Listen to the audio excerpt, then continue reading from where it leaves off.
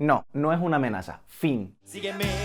Si solo te preocupaba eso, ya puedes irte. Pero si te interesa entenderlo, te animo a quedarte en este vídeo.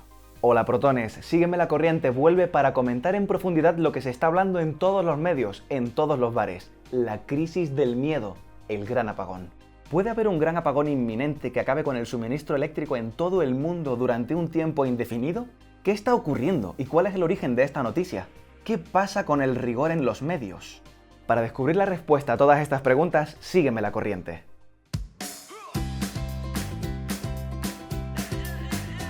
Sígueme, la corriente, sígueme. Electrón con electrón. Sígueme la corriente, suscríbete y sé mi protón. Primero, recapitulemos. ¿De dónde viene todo esto? Todo deriva de una iniciativa de la nueva ministra de Defensa de Austria, Claudia Tanner. El 6 de octubre comenzó una campaña a través del canal de YouTube de las Fuerzas Armadas, en la que pretendía alertar a su población sobre un supuesto riesgo de apagón eléctrico de una duración indeterminada. Lo realmente sorprendente de todo esto es que aún no han salido a la luz los argumentos técnicos claros que indiquen que algo haya cambiado en la situación. Literalmente, el argumento que dan en el vídeo publicado por el gobierno de Austria es el siguiente. Siempre hay que contar con que ocurra un apagón. Llega por sorpresa y puede pasar en cualquier momento, así que hemos empezado a prepararnos. Por tanto, no ha cambiado nada, simplemente han decidido prepararse para un evento altísimamente improbable y los medios han cebado la bola del miedo. Precisamente respecto a la cobertura en medios, ha publicado un vídeo La gata de Schrödinger en el que he tenido el placer de participar. Te recomiendo echarle un vistazo, lo enlazo por aquí arriba y en la descripción del vídeo. En este vídeo entraremos en mayor profundidad en las cuestiones técnicas, para que puedas comprender qué es necesario para que los sistemas eléctricos funcionen con fiabilidad, estabilidad y seguridad. ¿Son posibles los grandes apagones? Pues sí, empecemos matizando que sí, los apagones son posibles y han ocurrido. Hace apenas un par de años, en 2019, hubo varios apagones que fueron capaces de cortar el suministro a bastantes zonas de distintos países. Este fue el caso de Venezuela, Argentina o Uruguay. También en España vivimos un apagón en la isla de Tenerife. De todos estos ejemplos hemos hablado ya en el canal, explicando lo que ocurrió en cada uno de los casos. Te dejo los enlaces aquí abajo en la descripción. Aunque los sistemas eléctricos se diseñan normalmente para garantizar una operación con seguridad, fiabilidad y continuidad en el suministro, así es el caso de la red eléctrica europea, por ejemplo, es cierto que hay otras zonas en las que por condicionamientos geográficos o por condicionamientos económicos esto no se cumple con tantísima normalidad y tantísima continuidad. Los sistemas eléctricos insulares son pequeños y están aislados. Esto ocasiona que sus redes no tengan un correcto mallado, no tienen interconexiones con otras zonas que les den soporte y además dependen de uno o dos puntos de generación muy localizados. Tenemos todos los ingredientes para que sean muy frágiles y aún así es muy poco frecuente que ocurran cortes de suministro. Por otra parte, los casos concretos de Argentina, Uruguay o Venezuela se debieron a una falta de inversión en mantenimiento y crecimiento de su red de transporte eléctrico, que esto ocasionó una particular fragilidad ante los eventos y las perturbaciones que sufrieron en ese caso. Ahora bien, en términos generales, ¿qué puede producir un gran apagón? Para responder a esta pregunta, primero tenemos que entender que existen dos parámetros fundamentales que rigen el control y funcionamiento de la red: la tensión y la frecuencia. Y estos parámetros deben estar a unos valores estables, normalizados, con ciertos márgenes de variación, pero márgenes muy chiquititos. En el caso de la frecuencia tenemos 50 Hz en países con influencia europea y 60 Hz en países con influencia estadounidense. Ese es el valor fijo al que debe operar la frecuencia. Y lo que hace que la frecuencia se mantenga constante es que en cada momento exista un equilibrio entre la generación y el consumo. Esto es lo que llamamos el teorema de Buquerot, que quiere decir que todo lo que se genera en cada instante debe ser igual a todo lo que se consume en cada instante, más las pérdidas propias del sistema eléctrico. Lo que se genera igual a lo que se consume, ni más ni menos. Esta igualdad es la que establece que la frecuencia tenga el valor concreto que tenga, un valor constante si se mantiene. Esto se debe al propio principio de funcionamiento de los generadores síncronos convencionales, que son los que están en las centrales térmicas, nucleares e hidroeléctricas. Y esto de síncrono quiere decir que tienen un acoplamiento electromagnético en sincronía con la red. Vamos, que la velocidad a la que gira su rotor es exactamente la misma a la que gira el campo magnético que luego acaba produciendo la electricidad, y están acoplados sin desfase. Todo lo que ocurra en la red eléctrica que genere variaciones en la frecuencia va a ser percibido inmediatamente por el generador síncrono, porque existe ese acoplamiento. Y de igual manera, todo lo que ocurra en el generador que afecte a la velocidad de giro del rotor va a ser percibido por la frecuencia de la red. Por eso el parámetro de la frecuencia es tan importante, porque es la forma que tiene de comunicarse la red eléctrica con los generadores convencionales. Por tanto, a priori, ¿qué puede generar el colapso de un sistema eléctrico y a su vez producir un gran apagón? Cualquier perturbación suficientemente grande que haga variar la frecuencia de tal manera que nuestros generadores pierdan el control, colapsen, se aceleren muchísimo y pierdan ese sincronismo con la red. Y esto va a ocasionar un efecto en cascada que haga que perdamos el equilibrio generación-consumo. Son eventos tales como cortocircuitos, pérdidas de generación, paradas por mantenimiento, etc. Pero la buena noticia es que este tipo de perturbaciones ocurren con muchísima frecuencia en nuestros sistemas eléctricos y nunca lo notamos los consumidores. Esto es porque los sistemas eléctricos están planificados con cierto mallado, que proporciona caminos redundantes para el flujo de energía en caso de cualquier imprevisto. Además, los sistemas de protección y control garantizan que en caso de haber una avería, ésta se pueda aislar correctamente y no se propague por la red. En el lado de la generación disponemos de un mix energético que no depende únicamente de uno o dos puntos de generación, sino que se compone de multitud de centrales dispuestas en generaciones diferentes y basadas en una amplia diversidad de tecnologías: eólica, fotovoltaica, centrales nucleares, hidroeléctricas, centrales de gas, etc. Y además, en el lado de las interconexiones existe soporte con países vecinos. Esto en muchos casos es una ventaja porque genera una red más grande y robusta. En otros casos es indiferente, porque en caso de recibir perturbaciones desde el país vecino, basta con desconectar los enlaces o disponer de sistemas de compensación en frontera que ayuden a mitigar esas fluctuaciones. Pero nunca implicaría un perjuicio. Una red más grande siempre suele ser una red más estable. La red eléctrica europea es, además, la más robusta del mundo actualmente, por cómo ha sido planificada y por las interconexiones que existen entre todos sus países, que se dan apoyo y se dan respaldo entre ellos. Además, se invierte mucho en su mantenimiento y modernización. Lo que tal vez pueda generar cierta incertidumbre actualmente puede ser la falta de suministro de gas por los altos precios que tiene, pero esto no es algo que vaya a ocurrir de la noche a la mañana. Disponemos de reservas de gas para soportar más de un mes sin suministro, con lo cual es un problema simplemente de planificación. Ahí tendríamos margen suficiente para poder planificarnos. Además, en caso de que hubiese algún corte pasado ese tiempo, sería puntual y localizado y afectaría eminentemente a industrias. Sería algo planificado y se trataría que no afecte a las familias y a los pequeños consumidores. Y además, sobre todo esto, si particularizamos a nuestro país, Red Eléctrica de España, que es el operador único de la red de transporte, se muestra rotunda, confirmando que no se espera ningún gran apagón. Tenemos una capacidad de generación muy superior a las necesidades, con una cobertura de más del doble de cualquier pico de demanda que se haya producido en la historia de nuestro país.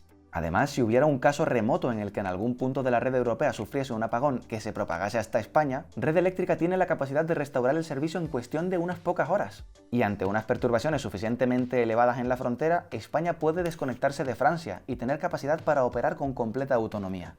Un ejemplo de la robustez de nuestra red lo tenemos en Filomena, donde se demostró que en todo momento la red eléctrica española pudo operar con normalidad. En ningún caso estuvo amenazado el suministro eléctrico. Lo que sí podría ser a día de hoy un punto ciego es el posible efecto de una tormenta solar suficientemente intensa que llegue a afectar a nuestros sistemas eléctricos y electrónicos. El evento más intenso de este tipo sucedió en 1859, en el conocido como Evento Carrington, que dejó inoperativos a algunos telégrafos. En cualquier caso, no disponemos de evidencia suficiente que indique que un evento de estas características afectaría de manera tan severa a todo el planeta y durante rangos tan amplios de tiempo. Extrapolar sin datos suficientes hay veces que tiene un riesgo muy elevado. El caso más similar puede ser el que se dio en Quebec, Canadá, en el año 1989, donde una tormenta solar sí que ocasionó apagones eléctricos. Una tormenta solar no deja de implicar una liberación puntual extra de electromagnetismo. En este evento se dio una tormenta solar con energía equivalente a miles de bombas atómicas explotando al mismo tiempo, según expresa la NASA en su web. El lunes 12 de marzo de 1989, la tormenta solar llegó al campo magnético de la Tierra, y la intensidad de esta tormenta geomagnética ocasionó los cortes mencionados. Esta perturbación electromagnética generó corrientes eléctricas en la Tierra, fundamentalmente en las zonas con rocas ígneas, que son las que vemos marcadas en gris en pantalla. Este tipo de roca es más vulnerable a los efectos geomagnéticos debido a que su alta resistencia fomenta la inducción de corrientes debido a la actividad geomagnética. Como distintas partes de nuestros sistemas eléctricos están conectadas a Tierra, recibieron dichas corrientes. Ahora bien, desde el punto de vista puramente eléctrico, esto no deja de ser una perturbación más, como cuando cae un rayo en una línea eléctrica. Los sistemas de protección actuarán, se abre la zona en la que está la perturbación para que ésta no se extienda a otras partes de la red y fin. Una vez haya pasado el peligro, una vez se mitigue la amenaza, se restituirá el suministro y ya está, vuelve todo a operar con normalidad. No deja de ser un fenómeno natural inesperado, como puede ocurrir con un huracán, con un tsunami o con los efectos de un volcán, para hablar de un tema de más actualidad. En cualquier caso, es cierto que todo esto genera un impacto, es cierto que todo esto puede llegar a ser una catástrofe, pero no justifica que se levante esta alarma social en un caso en el que no tenemos ese riesgo inminente ni una probabilidad muy alta de que algo así suceda. La divulgación y la comunicación deben ser rigurosas y esto no es un tema que podamos tomarnos a la ligera. Para hablar de ello tenemos a un invitado muy especial en el canal, Ignacio Crespo. Él es divulgador y colaborador en medios escritos y radiofónicos. Además es autor del libro Una selva de sinapsis, que te enlazo aquí abajo en la descripción para que le eches un ojillo. Y particularmente pienso que es todo un ejemplo de rigor en la divulgación española. Cuéntanos, Ignacio, ¿qué está pasando con la rigurosidad en medios? Lo complicado de todo esto es que la prensa se está muriendo, y eso hay que aceptarlo. Hace ya mucho tiempo que la gente no compra periódicos. Intentamos sobrevivir trabajando en las webs, trabajando en internet, pero el clic es difícil. Y para sobrevivir, para mantenerse todos esos periódicos, que muchos están en quiebra técnica, lo que hacen es apostar por el clickbait. Y ese es el primer problema, pero no es el único, porque clickbait se puede hacer de muchas maneras. Pero ¿por qué acabamos en los apocalipsis? ¿Por qué de repente un periódico copia a otro y copia a otro? Y esto es muy importante porque no todo es el clic fácil, sino no quedarse atrás. Hay un miedo obsesivo a quedarse lejos de la actualidad. Todo radica en la actualidad. No hay importancia más allá de ella. Olvidamos el pasado, olvidamos la importancia que tiene el futuro y la relevancia. La centramos en torno a qué está contando el medio que es más grande que el nuestro. Desde todos los medios de comunicación hacen eso, otean al resto, miran al que está en cabeza, a la punta de lanza y copian su contenido, copian adaptándolo, tomando sus ideas. No pueden consentir que una noticia salga en su medio y no salga en el que están gestionando ellos. Tiene que estar en los dos, y sobre todo si es algo apocalíptico, que sabemos que va a tener tirón, que sabemos que va a tener ese enganche, ese clic. Otra cosa es cuánto le dedicamos a corroborar la noticia. Y este es el tercer problema, que los medios son monstruosamente grandes y esa obsesión por la actualidad hace que todos estén al quite, que no haya apenas editores jefes revisando artículo por artículo, sino que hay una grandísima cantidad de masas, de articulistas pagados con lo justo, que tienen que mantener un número de artículos al día y tan pronto los acaban de redactar, los suben y los publican, sin control tipográfico ni de contenido. Y esto significa que es como si tuviéramos un imperio gobernado por 200 cabezas distintas. No hay un control, no hay una gestión y se cuela de todo. Pero claro, lo importante no es el contenido, ¿no? Lo importante ya no es tanto el rigor como estar. Que esos clics que van a ir para otra noticia en otro periódico se repartan con nosotros porque tenemos nuestra versión. Y por ese motivo, al final, si uno publica una salvajada, otro acaba cogiéndola como ejemplo, publica 4 cosas diferentes y acaba poniéndolo en su sitio, en su web, en su blog, en su lo que sea. Así funcionan los medios y es un problema, pero es que hay otro más, que es importante. Estamos diciendo que se convierte en una especie de profecía autocumplida, donde lo importante es lo que otros han considerado importante. Sabemos que una noticia tiene relevancia porque sale en las portadas de los periódicos, porque no hay un medio que se haya quedado sin darla. Pero eso es porque hubo uno, el más rápido, el que tiene más gente contratada, el que les paga mejor, que es capaz de sacar la noticia primero, darle mucho impacto, visibilizarla mucho en medios y que todos los demás se hagan eco. Y entonces es importante, porque ¿por qué no iba a serlo si todos hablan de ello? Eso es lo que ha pasado con el gran apagón, eso es lo que ha pasado con casi cualquier otra cosa que hemos tratado apocalíptica en los últimos tiempos. Todos los medios tenían que dar todas las cifras de muertos, todas las cifras de infectados y de la prevalencia día tras día durante la pandemia.